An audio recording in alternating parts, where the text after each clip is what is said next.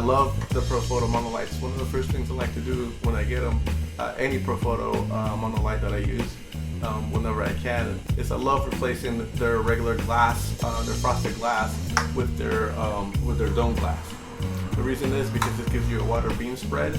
You get a more even spread when you're using the softbox or beauty dish. Or one of the plus sides, what I love using it is that you could add a regular reflector to them, like this, and then you could use the zoom function to control your beam spread even more, which is a great way to control your light, and it's something I absolutely love to do.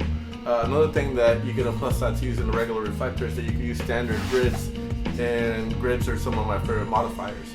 This is one of my favorite ones, 5-degree grid. The flip side to using small grids like this is that you lose a lot of power. So one of the big plus sides to this D2 units, these are the 1K units, is that they have a lot of power. So it gives you extra stop, and that extra stop becomes important depending on what you want to do. I personally like to always modify my light a lot. I like using gels all the time, a combination of gels, CTOs, CTS. Sometimes I combine both CTOs and CTS to get that tint that I want, and sometimes I combine that with the grid. So the way I like to shoot requires a lot of power. One of my favorite times to shoot is actually in the afternoon around 1, 2, or 3 p.m. when the sun's the highest in the sky. And as soon as I got these bad boys, that's the first thing I did. I set up a shoot with the professional boxer that I know, Raquel. One of the reasons why that's my favorite time to shoot is I like making the sun the starburst, and in order to do that, there's no way around it. You have to pump a lot of light into your images because in order to get that look, you have to shoot at F2.8L II, all the way stop down, and it gives you a nice starburst when you're shooting directly into the sun. The new feature that these units have is the high-speed sync when you use the Profoto air remote. So that's something that I tried, and that's usually something that I don't do, and I tried it with the air remote. It's just very simple. You just switch it to high-speed sync, and I took one quick shot, and on the first image that I took, I was able to get it, nail it down right the first try. And you could see on the image when you zoom in, that freezes the sweat coming off her when she's punching, and freezes everything nicely, and you get no ghosting.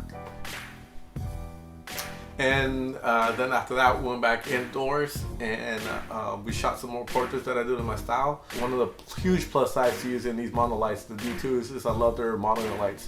They're 300 watt seconds, and actually what I did too also with these lights, since the monolights were fairly strong, I shot some Kodak Portra 400, and the way I exposed those images was with the monolights. That's one thing I use all the time. I use the monolights all the time to see how my image is going to look. A lot of times I shoot high profile athletes and I don't have a lot of time with them, so I don't want to shoot a ton of images or worry about the focus just being slightly off. So that's why I opt to shoot stop down at f16, and instead of using the short depth of field to give my image visual impact, I like using light. I always love shooting with mist, with water, spraying them in the background.